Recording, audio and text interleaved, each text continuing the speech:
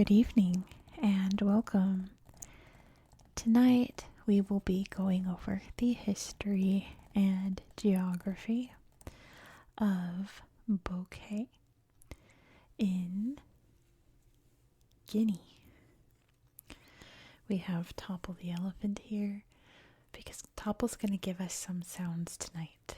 There really aren't many pictures at all in this region of Guinea, so instead of getting my tablet and going through Google Earth, we will listen to some ASMR elephant sounds. So I'm not sure if there are elephants in Boké, but there are definitely elephants in parts of Guinea. So that works. But here we are. And I guess like northern Guinea, northwest Guinea, bordering Guinea-Bissau and Senegal. Boké is also situated along the Atlantic Ocean coast, and here you can see that's the city of Boké, located along the Núñez River. You can see here Rio Núñez, which is important to its founding.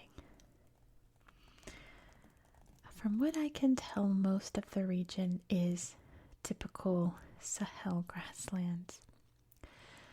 Up here you can see the Badir National Park, which is just an extension of Senegal's national park here, the Niokolo-Koba National Park. This section here is established mainly to try to keep poachers from crossing over the border and entering the park here, so that this is also protected, which is a good thing, I think.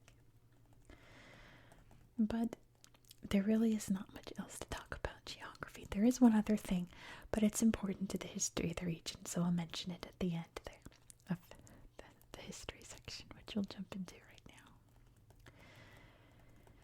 now. Boké, from what I can tell, was really not much prior to European intervention, from what I can tell in my research, because there was really not a lot. But it was essentially first set up as a slave trading center. There's a big slave fort built there and everything. And that is because, like I mentioned, the river, you could sail up here and go like as far inland as your boats can go, so you can sail out that way. So it was a good connection between the inland and the coast, which much later, the 1800s, when slavery was, or the slave trade I should say, was not a thing, it would become just a general trading center. The French would take over this region in 1849, and in 1865 the city was officially established by the French. In 1895 the Boké region became part of French West Africa, joining like Senegal, Mali, and many, many other countries throughout Western Africa. Guinea would be independent from France in 1958. Sadly, things have not gone great in Guinea since then. It's kind of been one corrupt government after another. It's a sticky situation in Guinea. It's not ideal. Like currently, apparently they're gearing up for a new constitutional election, which was supposed to be held in 2020 and keeps getting pushed back. So it's supposed to be in September of this year. It's 2025 that I'm filming this, but it's highly likely that they'll push that back, because if they vote in constitutional reforms, that could end the military government rule, So they don't want that. But everyone that lives here does. It's a sticky situation.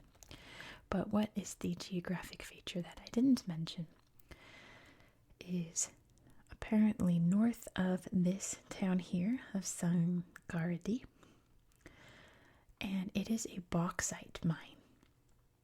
They started mining bauxite here in 1973, and it's by far the biggest economic output, job creator, money into the region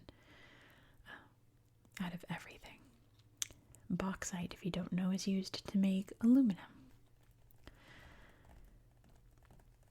So that's pretty much all that I have for you, to be honest. I know it's not much. I really tried to find a lot to talk about, but I did not find much in this region here. But that's not going to be true for the rest of the videos this week. For the rest of the videos this week, we're going to Laos and actually hopping over here to Guinea-Bissau, where in both places I'm going to show you some really fascinating Google Earth slideshows and talk about some interesting little facets of history in these places that don't really exist anywhere else in the world. So, if you want to get more history facts, just wait for the next few days. So be sure to subscribe so you won't miss out. But thank you so much for watching. I'll hand it over to Topple. I do hope that you found this video to be relaxing and educational. And I hope that you have a good